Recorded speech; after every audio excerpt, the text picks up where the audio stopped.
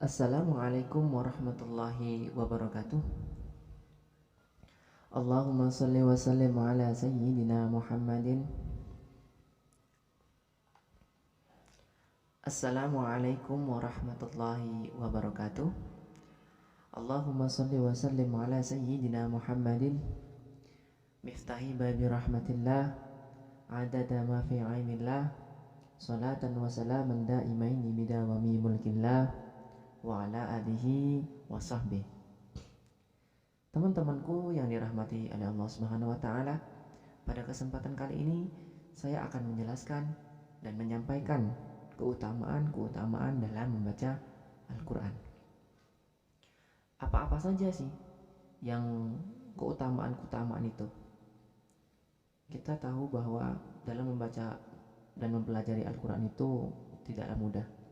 Tapi kalau kita tetap istiqomah, insya Allah akan bisa.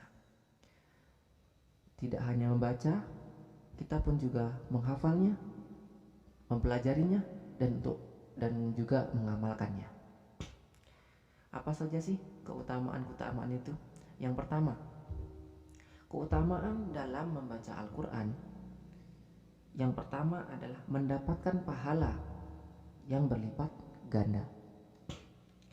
Rasulullah SAW bersabda, yang artinya, barang siapa yang membaca satu huruf dari kitabullah Al-Quran, maka baginya satu kebaikan, dan kebaikan itu akan dilipat 10 kali pahala. Tidaklah aku katakan bahwa alif lam itu satu huruf, akan tetapi alif satu huruf, lam satu huruf, dan mim satu huruf. Hadis riwayat At-Tirmidzi. Keutamaan yang kedua yaitu diampuni dosanya dan tidak disiksa oleh Allah Subhanahu wa taala. Rasulullah sallallahu alaihi wasallam juga bersabda, "Iqra'ul Qur'ana fa innallaha ta'ala yu'adzibu qalban wa 'al Qur'an wa inna hadzal Qur'ana ma'dubatullahi faman dakhala fihi fahuwa aminu wa man ahabbal Qur'ana falyabshir." Yang artinya, bacalah Al-Qur'an karena Allah Subhanahu wa taala tidak akan menyiksa hati yang berisi hafal Al-Qur'an, dan sesungguhnya Al-Qur'an itu adalah hidangan dari Allah Subhanahu wa taala.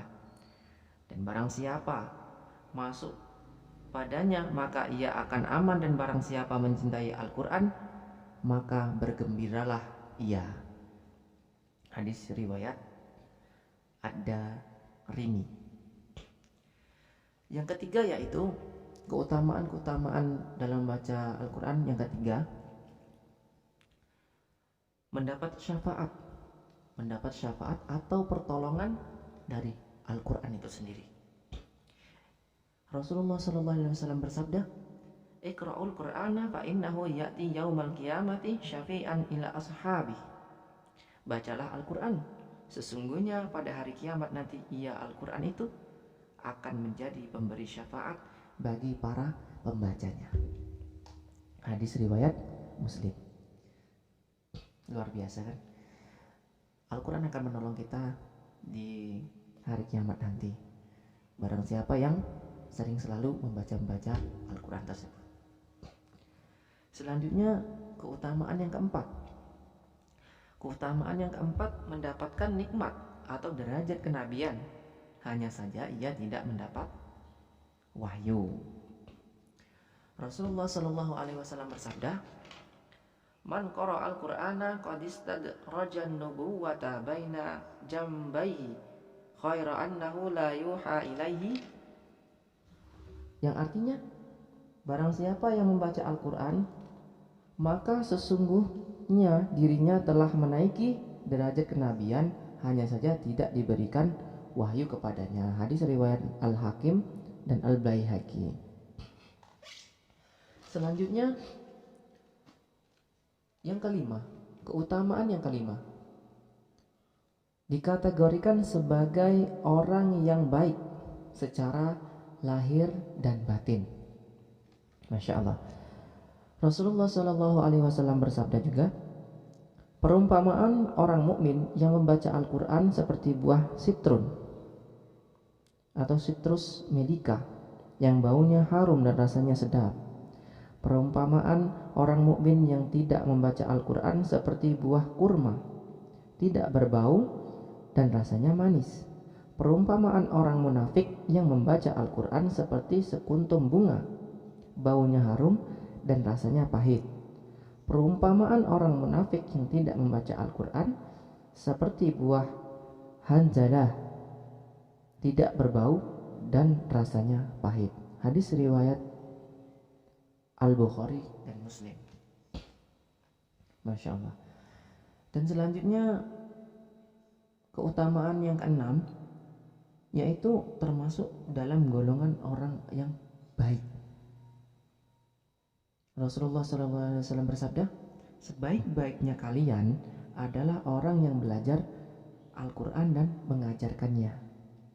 Jadi kita membaca Al-Quran, belajar, terus mengamalkannya dan tahu mengajarkannya kepada orang lain. Itulah amal jariah untuk kita. Dan yang ketujuh, yang ketujuh, mendapatkan kedudukan yang sangat tinggi di surga. Masya Allah. Rasulullah Shallallahu Alaihi Wasallam bersabda, pada hari kiamat dikatakan kepada pembaca Al-Quran, bacalah dan naiklah serta tartilkan sebagaimana engkau dulu mentartilkan Al-Quran di dunia. Sesungguhnya kedudukanmu di surga di akhir ayat yang engkau baca. Yang kedelapan, keutamaan yang kedelapan, dikumpulkan bersama para malaikat. Masya Allah, kita akan dikumpulkan oleh malaikat bagi orang-orang yang belajar Al-Quran dan mengamalkannya. Rasulullah SAW bersabda, orang yang membaca Al-Quran dan ia mahir dalam membacanya, maka ia akan dikumpulkan bersama para malaikat yang mulia lagi berbakti atau taat. Sedangkan orang yang membaca Al-Quran dan ia masih terbata-bata dan merasa berat dalam membacanya, maka ia mendapat 2 pahala. Muttafaqun alaih. Selanjutnya keutamaan yang ke-9, mendapatkan derajat yang tinggi di sisi Allah Subhanahu wa taala. Di sini Rasulullah sallallahu alaihi wasallam juga bersabda ya. Sesungguhnya Allah akan meninggikan kedudukan beberapa kaum dengan Al-Qur'an dan akan merendahkan kedudukan kaum yang lain dengan Al-Qur'an. Hadis riwayat Muslim. Selanjutnya keutamaan yang 10. Banyak sekali ya. Yang ke-10 apa? Yang ke-10 mendapatkan pemberian yang paling utama dari Allah Subhanahu wa taala. Mendapatkan pemberian yang paling utama dari Allah Subhanahu wa taala. Rasulullah Shallallahu alaihi wasallam Allah Subhanahu wa taala berfirman ya. Barang siapa tersibukkan oleh Al-Quran dan zikir kepadaku dari mintaku, maka aku akan berikan kepadanya pemberian paling utama yang aku berikan kepada orang-orang yang meminta kepadaku. Ini dalam hadits qudsi. Allah Subhanahu wa taala berfirman dalam hadis qudsi.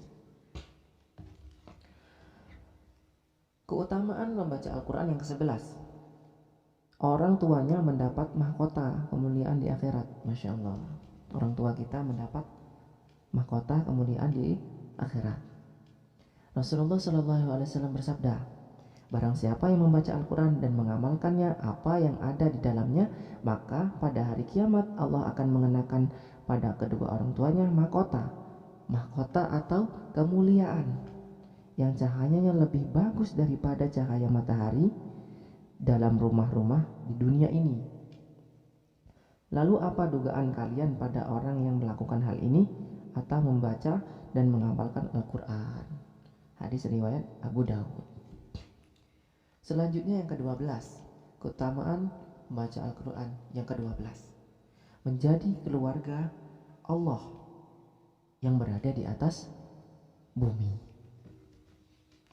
Rasulullah Shallallahu Alaihi Wasallam bersabda, sesungguhnya Allah Subhanahu Wa Taala itu mempunyai keluarga yang terdiri dari manusia. Lalu para sahabat bertanya, siapakah mereka yang Rasulullah? Beliau menjawab, yaitu ahlul Al-Quran. Mereka adalah keluarga Allah dan orang-orang yang istimewa bagi Allah. Masya Allah. Jadi Allah itu punya keluarga. Keluarga itu yaitu orang-orang yang sering membaca Al-Quran, menghafal Al-Quran, mempelajari Al-Quran dan mengamalkannya. Maka mereka adalah keluarga Allah ya, dan orang-orang yang istimewa bagi Allah. Masya Allah ya. Selanjutnya yang ke-13, mendapatkan ketentraman dan rahmat. Mendapatkan ketentraman dan rahmat. Rasulullah Shallallahu Alaihi Wasallam bersabda, tidaklah satu kaum berkumpul dalam sebuah rumah dari rumah-rumah Allah, sedangkan mereka membaca kitabullah Al-Quran dan mempelajarinya, kecuali ketenangan turun atau datang kepada mereka. Rahmat menyelimuti mereka, para malaikat mengelilingi mereka, dan Allah menyebut-nyebut mereka pada orang-orang atau penduduk langit yang ada di sisinya. Hadis riwayat Muslim. Masya Allah ya. Yang ke-14, bagi orang yang sering membaca Al-Quran, ini penting, rumahnya yang di dalamnya dibaca ayat-ayat Al-Quran, ayat Allah atau ayat Al-Quran, akan terlihat oleh penduduk langit, yaitu para malaikat, atau rumahnya yang tidak disebut di dalam ayat Allah, ibarat rumahnya Yahudi dan Nasrani. Seperti itu. Jadi tanamkan, laksanakan, amalkan. Setiap hari kita membaca Al-Quran, dimanapun, khususnya di rumah. Semoga kita mendapat pahala, mendapat perlindungan dari Allah Subhanahu Wa Taala bagi orang-orang yang selalu membaca Al-Quran. Yang terakhir, keutamaan membaca Al-Quran yang terakhir, yaitu setan akan lari dari rumah yang dibaca di dalamnya surat Al-Baqarah. Masya Allah. Jadi barang siapa yang kita selalu membaca Al-Quran, pastikan kita kalau membaca Al-Quran pasti mulai dari awal, Al-Fatihah, Al-Baqarah, gitu kan, terus selanjutnya sampai khatam. Orang yang selalu membaca Al-Quran dan khususnya membaca surah Al-Baqarah, setan akan lari dari rumah tersebut. Rasulullah Shallallahu Alaihi Wasallam bersabda, janganlah kalian jadikan rumah kalian sebagai kuburan. Sesungguhnya setan lari dari rumah yang dibacakan di dalamnya surah Al-Baqarah. Hadis riwayat Muslim. Masya Allah, banyak sekali ya keutamaan-keutamaan yang sangat bermanfaat untuk kita dan keluarga kita, bahkan untuk rumah kita gitu kan. Dan sampai kita pada hari kiamat nanti kita juga akan mendapat syafaat dari Al-Quran tersebut. Masya Allah. Semoga kita selalu mencintai Al-Quran, belajar Al-Quran dan mengamalkannya.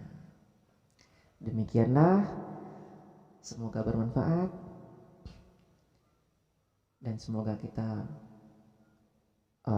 istiqomah mempelajari Al-Quran, menghafal dan mengamalkan. Amin amin ya rabbal alamin. Demikianlah, wabillahi taufiq wal hidayah. Assalamualaikum warahmatullahi wabarakatuh.